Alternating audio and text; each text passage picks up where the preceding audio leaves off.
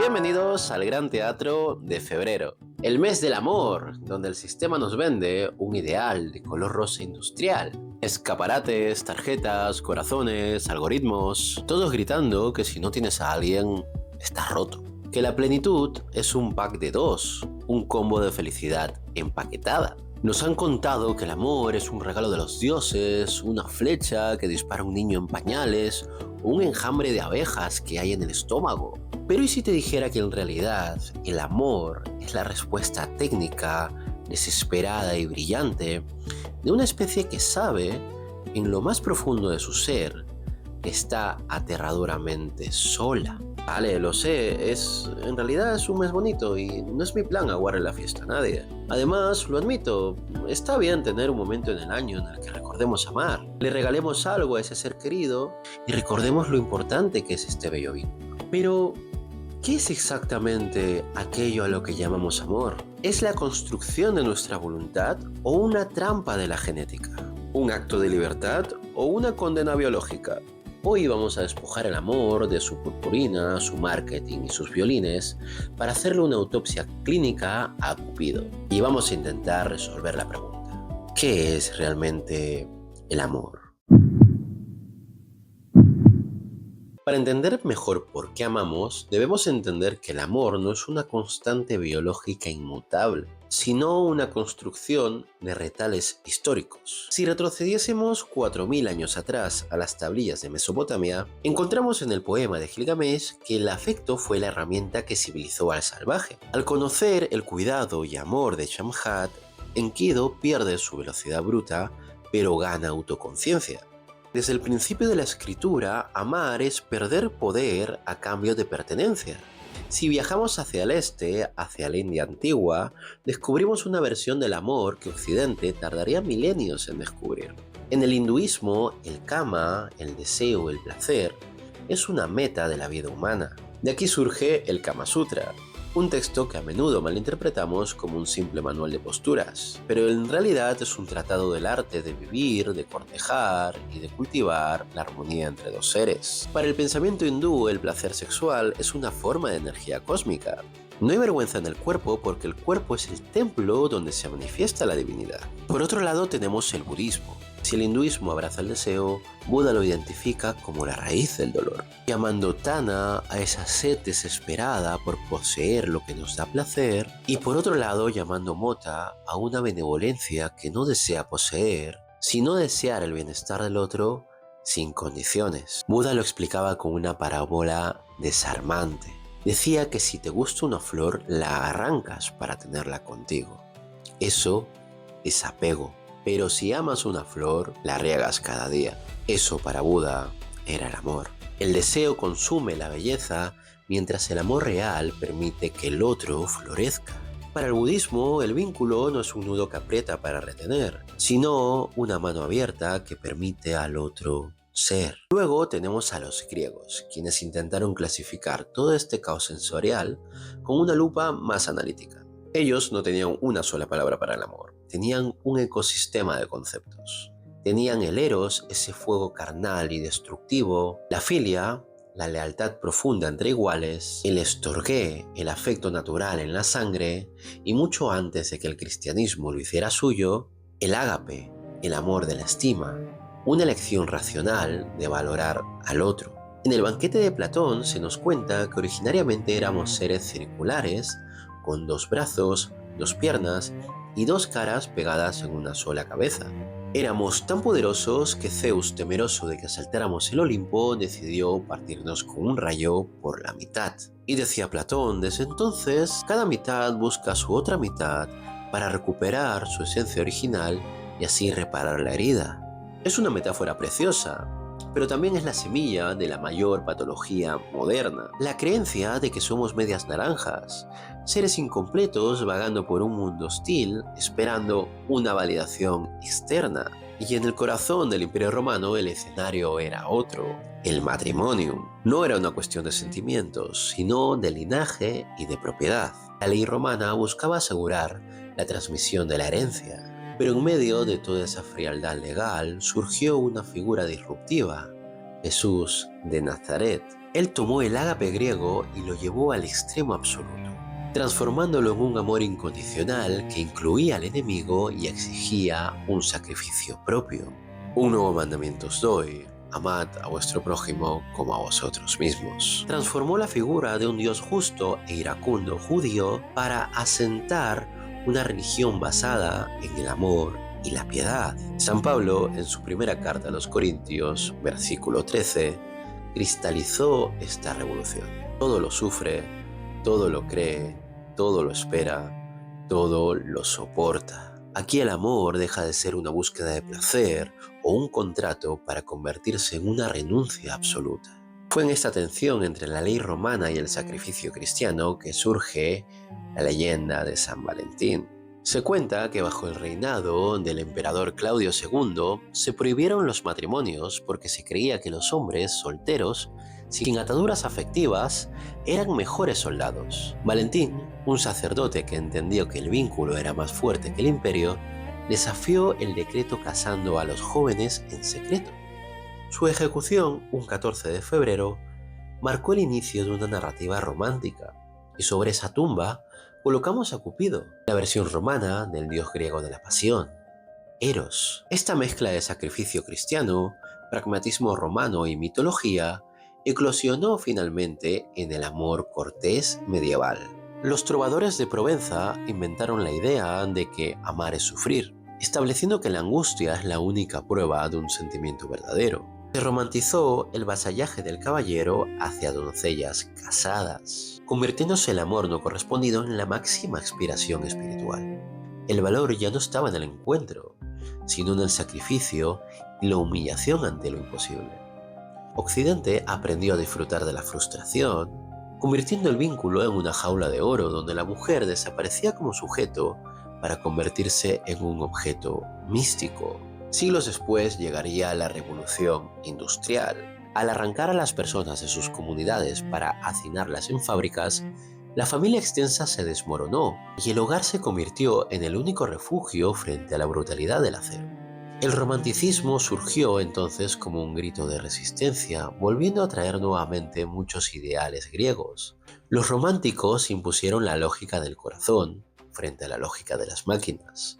El amor dejó de ser para la comunidad o para Dios y se convirtió en la única religión laica de salvación personal en un mundo mecanizado. Sin embargo, al dejar de vivir con nuestros tíos, abuelos, primos y únicamente vivir con nuestra pareja, en este nuevo mundo industrializado, le empezamos a exigir a nuestro vínculo todo lo que antes nos daba la tribu: apoyo, economía, pasión. Pusimos mucho peso sobre nuestro vínculo, mientras la producción en masa poco a poco nos filtraba una lógica peligrosa: la obsolescencia.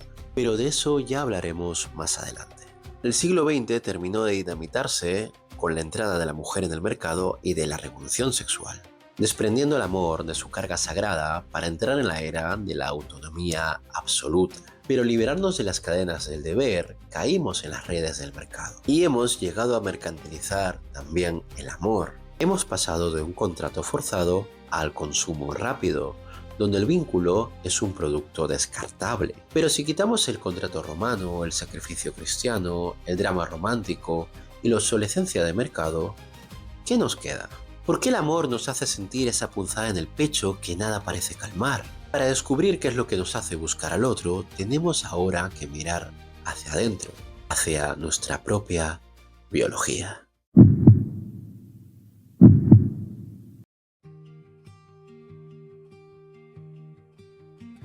Bajemos ahora al fango de la biología, allí donde las palabras bonitas se disuelven en reacciones químicas. ¿Por qué amamos con esa urgencia que parece asfixiarnos? La ciencia nos da varias respuestas a ello. Y la primera empieza con un concepto universal: la neotenia.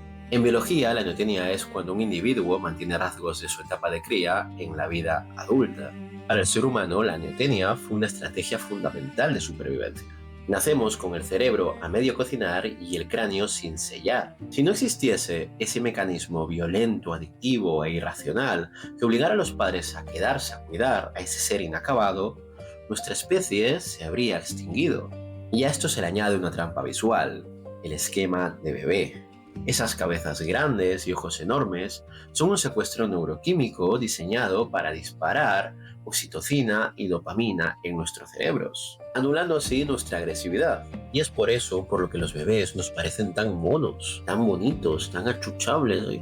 El amor es la prótesis biológica que compensa nuestra fragilidad, el soborno necesario para gestionar la exogestación. Sin ese contrato firmado por neurotransmisores, el bebé neoténico moriría, y con él la humanidad. Pero no solo eso, también se ha demostrado que el afecto es un nutriente vital. En 1958, el psicólogo Harry Harlow realizó un experimento con crías de mono macaco separándolas de sus madres y ofreciéndoles dos sustitutos.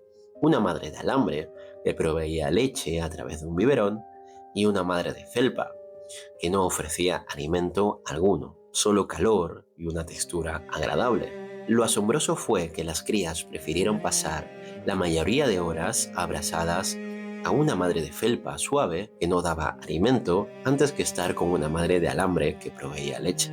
Harlow hizo añicos la idea de que el afecto era solo un interés egoísta por la comida. Demostró que para los mamíferos el contacto es tan esencial como las calorías. Sin ese roce, el sistema nervioso colapsa.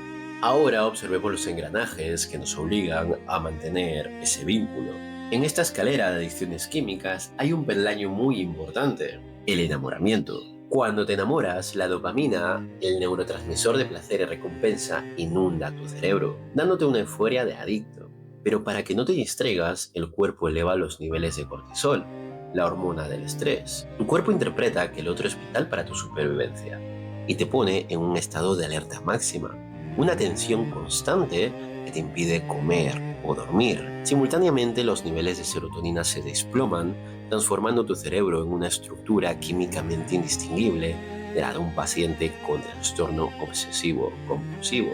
Esto explica tu necesidad obsesiva de saber constantemente dónde está el otro y qué está haciendo. Tu corteza prefrontal, la sede de la lógica, se apaga.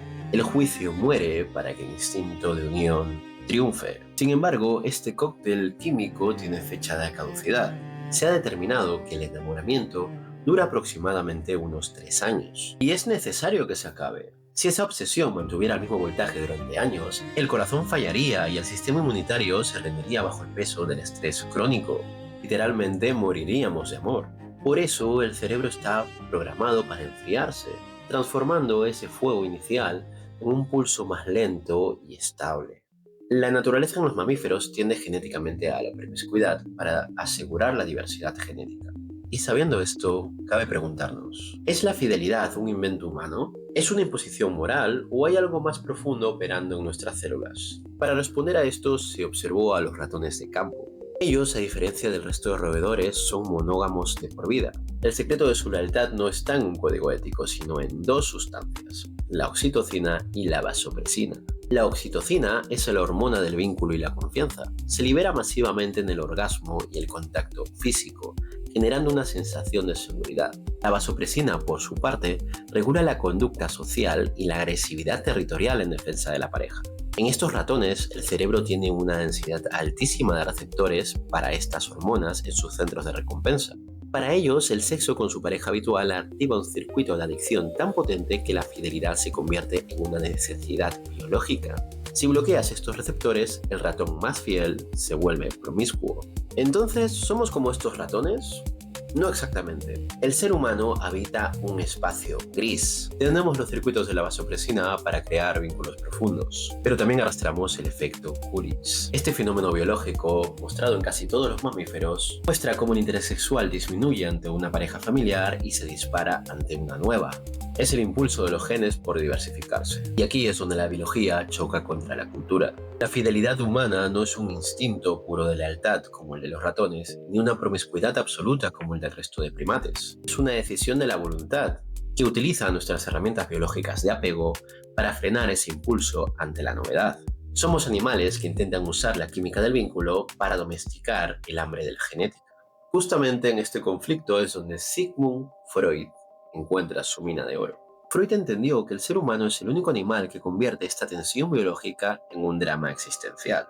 En el malestar de la cultura nos recordó que nunca estamos tan indefensos contra el sufrimiento como cuando amamos. Para él el amor era una lucha eterna entre el eros, la vida, la pulsión, y el thanatos, la muerte o la autodestrucción. El amor bajo esta lupa es un intento desesperado del yo por encontrar en el otro la seguridad que la naturaleza, en su afán de diversidad, se empeña en arrebatarnos.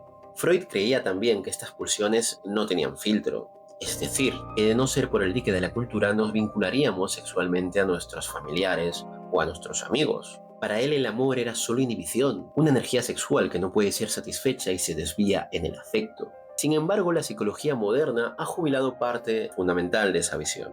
Hoy sabemos que no solo es la cultura lo que nos frena, sino también nuestra propia arquitectura cerebral. El llamado efecto Westermarck demuestra que nuestro cerebro desactiva el deseo hacia aquellos con los que convivimos estrechamente.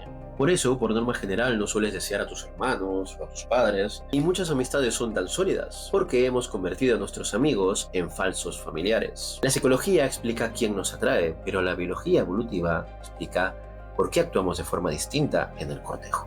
Según Robert Rivers, que mujeres y hombres inviertan de forma desigual en la reproducción, mujeres en embarazo y lactancia, y hombres con una mínima inversión inicial, convierte a un sexo más selectivo y al otro más competidor. No es que el amor sea un cálculo frío, es una inercia evolutiva que a día de hoy aún se nota en cómo elegimos pareja. Sumado a esto, estudios sobre altruismo selectivo, como los realizados por Fitzgerald y Colarelli, sugieren que en escenarios de riesgo extremo los hombres reportan mayor disposición a sacrificarse por sus parejas mujeres que al revés. Esto se interpreta desde la idea de prescindibilidad masculina. ¿Lo he dicho bien? Perder al padre afecta menos a la supervivencia de la prole que perder a la madre. Es clave para la gestación y el cuidado. En resumen, muchos patrones que juzgamos con ética moderna provienen de estrategias crudas que nos permitieron no extinguirnos hace milenios. Sin embargo, todo esto solo explica el cableado interno. Nosotros, como seres conscientes, hemos decidido que la biología no tiene la última palabra. Hemos intentado rebelarnos contra esa dictadura de los genes, transformando el instinto de supervivencia en un acto de libertad. Ahora es cuando vamos a hablar de eso. Contra la dictadura de los genes surge la rebelión de la conciencia. Todo comienza con un límite. Aquí nuestro noble amigo Immanuel Kant nos tiende la mano con su imperativo categórico. El otro debe ser siempre un fin en sí mismo, nunca un medio. A esta rigidez ética, donde el amor no se basa en usar, Bertrand Russell le sumó la honestidad de la pasión. Para él el amor es una fuerza salvaje e involuntaria que nos saca de la soledad del ego. El mérito humano, según Russell, reside en qué construimos nosotros con esa potencia. Para él, la biología nos da el rayo, pero nosotros somos quienes decidimos qué hacer con ese rayo, incendiarlo todo o iluminarlo. Esta construcción ética llegó a su punto más radical en el París de los años 40. Mientras el mundo se desmoronaba en la guerra, Simone de Beauvoir y Jean-Paul Sartre decidieron que el amor no debía ser un refugio de propiedad privada, sino un ejercicio de libertad absoluta. Beauvoir, en El segundo sexo, lanzó una crítica demoledora al amor tradicional, al que llamó amor-devoción. Para ella, la mujer había sido educada para perderse en el otro, para buscar la salvación a través del hombre, convirtiendo el vínculo en una forma de servidumbre disfrazada de destino. Beauvoir propuso una alternativa revolucionaria: el amor como fraternidad. Ella escribió que el día en que sea posible para la mujer amar no por debilidad, sino por fortaleza, el amor dejará de ser para ella un peligro mortal para convertirse en una fuente de vida. Para los existencialistas, no somos una esencia predefinida por nuestros genes, somos lo que hacemos con nuestra libertad. Por eso el amor no debe ser un pensamiento pasivo que nos ocurre, debe ser un proyecto voluntario. Sartre y Beauvoir llevaron esto a la práctica con un pacto que escandalizó a su época. Distinguieron entre el amor necesario, el amor entre ellos, ese vínculo que les diera sentido a sus vidas, con amores contingentes, amores o aventuras que pudieran tener con otras personas. Y no se trataba de una simple apología a la promiscuidad, sino de una lucha contra la mentira, de la exclusividad como forma de posesión. Para ellos, amar a alguien no es ser dueño ni de su cuerpo ni de su tiempo, es ser el testigo privilegiado de su libertad. El vínculo es un pacto entre dos soberanías que se eligen cada mañana al despertar. precisamente porque saben que tienen la puerta abierta para marcharse. Es el amor que ha encontrado esa necesidad biológica para encontrarse en la pura voluntad de estar. Sin embargo, esta soberanía que soñaron los franceses chocó frontalmente con una estructura más invisible y voraz. Y aquí entra Michel Foucault. Él nos mostró que tras la revolución industrial, el poder dejó de ser una tiranía que obliga y castiga para pasar a ser una fuerza que gestiona la vida. Foucault le llamó el biopoder. Con esto Foucault nos enseña que nuestra sexualidad o nuestra forma de amar no son del todo nuestras expresiones de libertad, sino también dispositivos de control.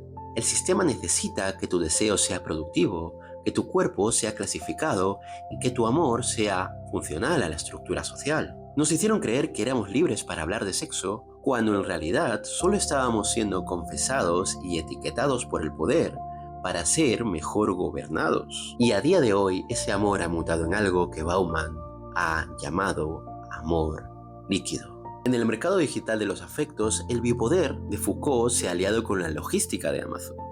Ya no necesitamos que un Estado nos vigile. Nosotros mismos nos convertimos en vigilantes, producto. Aplicamos a los vínculos de la lógica de la obsolescencia programada. Si una relación muestra la más mínima grieta, si el otro deja de ser una fuente de dopamina, o si exige un esfuerzo que no estamos dispuestos a dar, lo descartamos. No reparamos vínculos, compramos el nuevo modelo. Es aquí donde la pregunta de Jacques Derrida se vuelve casi insoportable. ¿Amas al quién o amas al qué? El qué en este caso es una lista de atributos intercambiables, su belleza, su estatus, su sentido del humor, o simplemente la forma en la que nos hace sentir. Si amas el qué, en el momento en que esos atributos se marchiten, cuando llegue la vejez, la enfermedad o el aburrimiento, el amor morirá porque la utilidad habrá terminado. Y el amor que sobrevive a esta podredumbre es aquel que se atreve a amar el quién. Ese ser desnudo que queda cuando le quitas todo lo que te sirve, todo lo que te conviene y todo lo que tu biología te ordena buscar. Amar el quién es amar el misterio irreductible del otro, aquello que no puedes consumir. Es decidir que alguien es importante para ti, no por lo que te da, sino simplemente porque existe. Hoy nuestra sociedad ha logrado algo que parecía imposible hace siglos. Hemos separado quirúrgicamente el sexo del amor. Lo vendemos como la liberación definitiva, pero a menudo es simplemente un mecanismo de defensa.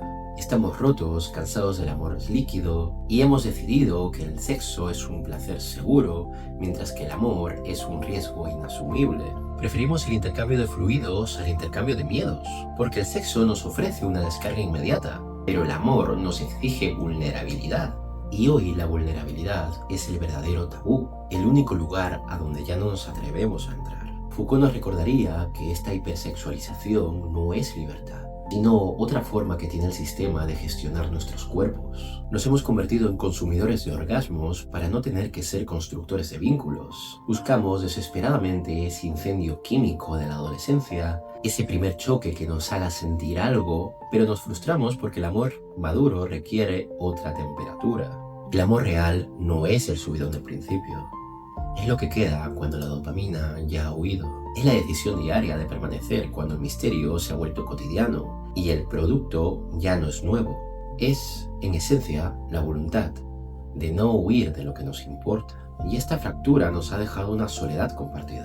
Buscamos el sexo para sentirnos vivos, pero rechazamos el vínculo para no sentirnos destruidos. Nos da pánico que el otro tenga el poder de rompernos, así que nos refugiamos en lo que nos duele.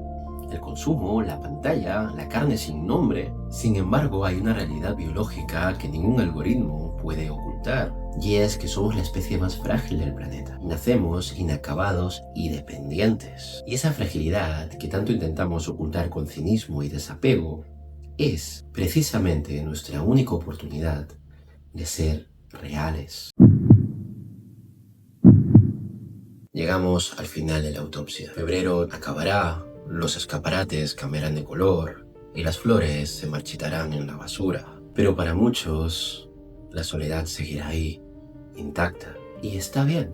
Debemos dejar de ver la soledad como un error del sistema. El vacío no es algo que debamos llenar con otra persona, sino un espacio que debemos aprender a habitar. Pero me gustaría hablar un momento en la diferencia de estar solo y sentirse solo. Y esto es algo muy serio. Hoy en día el suicidio es la segunda causa principal de muerte entre jóvenes de 15 y 29 años a nivel mundial. Estamos en una era donde la mayor amenaza para el ser humano ya no es el otro, sino el vacío propio generado por un entorno que nos ha dejado sin significado. Vivimos en la era de la polarización extrema. Hemos permitido que el miedo se convierta en nuestra moneda de cambio.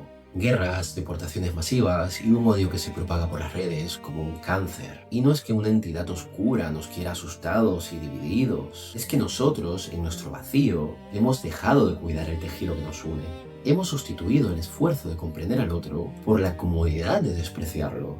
Y si estás escuchando esto y sientes que el aislamiento te gana la partida, entiende que tu permanencia es una insurrección. En un mundo donde los vínculos se han vuelto desechables y vacíos, y donde lo más fácil es cancelar al otro y odiarlo, elegir quedarse, elegir ahí, elegir cuidar a alguien, es el acto de resistencia más radical que puedes ejercer. Y muchos de los que me escucháis habréis renunciado al amor, por miedo, quizá por cansancio, o tal vez por puro instinto.